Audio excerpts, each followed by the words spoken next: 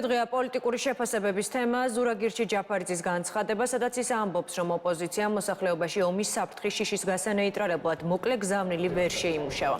მალევე მას სოციალურ ქსელში უპასუხა მისივე კოალიციის ერთ-ერთმა ლიდერმა ნიკა მელიას განცხადებით, ოპოზიცია უნდა ჩამოყალიბდეს ოცნებამ ეფექტური მესიჯით მოიგო თუ გააყალბა არჩევნები. ოპოზიციური პარტიების ლიდერების არაერთგვაროვან განცხადებებს მორიგ დაპირისპირებად მიიჩნევენ მართლ გუნდში, სადაც ამბობენ, რომ ოპონენტებში ერთობა რეალურად არ არსებობს.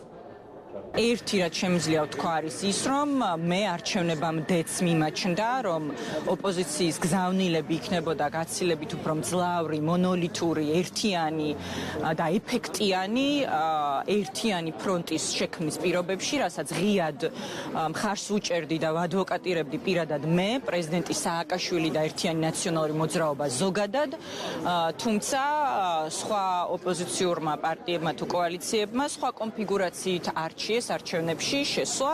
როგორც ჩვენ, ასევე დანარჩენი გარეგან გადალახული ოპოზიციური პარტიები თვლით, რომ ივანიშვილს არ გაუმარჯვია და მან ეს ხელისუფლება მიიტაცა არჩევნების მიტაცების გზით. თქვენ თუ კარგად გაიხსენებთ და ნახავთ თქვენ არქივსაც, ჩვენ პოლიტიკურ ძალას იმასთან დაკავშირებით, რომ ოცნება მანიპულირებდა როგორც ომით, ასევე მშვიდობით, ჩვენ ეს მთლიანად ლაიტმოტივად გასდევთ ჩვენ საარჩევნო წინასაარჩევნო კამპანიას და ჩვენ ახლაც ვამბობთ, რომ პროპაგანდა მუშაობს. ოპოზიციაში არის ჩვეულებრივი ქაოსი და ხა ის პიროვნებები, ვინც დაჯგუფებულები არიან თავიანთ პარტიებშიცვე, მათაც ძალიან ისეთი დიდი სიმპათია ერთმანეთის მიმართ არ გააჩნიათ. ეხა ის 4 რადიკალური პარტია, ვინც გააერთიანეს ერთიანი ნაციონალური მოძრაობის ქუდის ქვეშ, ისინიც ერთად ვერძოვენ, რა თქმა უნდა, უბრალოდ მათი ხვედრია ეს, ხომ? ისინი დავალებებს იღებენ უცხოეთიდან და შესაბამისად უფლება არ აქვთ, რომ შეეწინააღმდეგონ.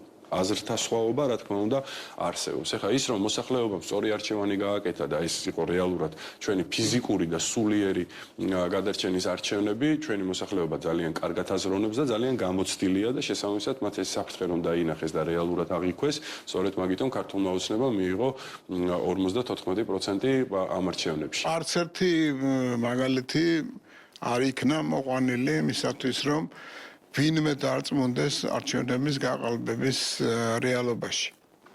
ელექტრონული არჩევნები ვერ ყალბდება, არ ყალბდება.